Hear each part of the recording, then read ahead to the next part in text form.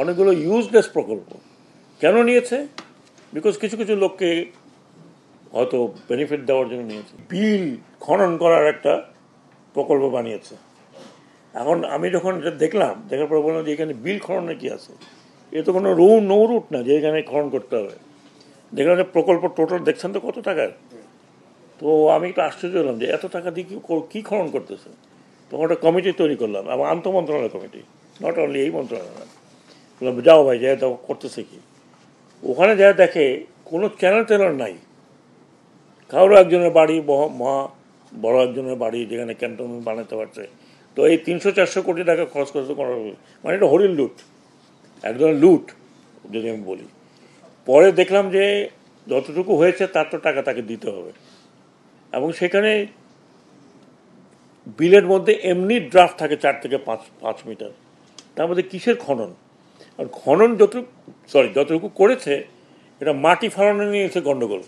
মাটি গিয়ে আবার আরেক বিলের আরেক কোনায় ফেলেছে। তো এইসব দেখে আমাকে যে কমিটি বানিয়েছিলাম সেই কমিটি রেকমেন্ডেশন করলো এটা ইউজলেস, এটা বন্ধ করে দেওয়া হোক। সেই সুবাদে এটাকে বন্ধ করা হয়েছে।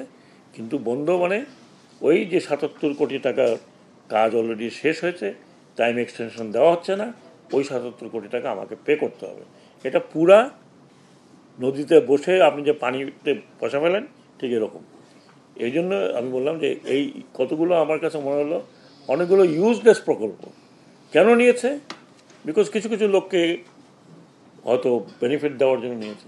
আদারওয়াইজ কোনো সেন্সিবল লোকের পক্ষে একটা বিল খনন করার, আপনি চ্যানেল বানাবেন বিলের মধ্যে যেখানে কিচ্ছুই যায় না, দেশি নৌকা চলে আর না কয়েকটা ট্রলার চলে, তাও বর্ষার লিন সিজনেও সেখানে প্রচুর পানি থাকে, পানি তো আটকে আছে, মানে যাচ্ছে না কোথাও। আরও মাঝখানে একটা রাস্তা, মানে ওই রাস্তা দিয়ে তো পানিও যেতে পারে না, একটু বৃষ্টি হলেই সেখানে উপরে ওঠে। এটার সাথে ক্যান্টনমেন্টের কোনো কানেকশন নেই।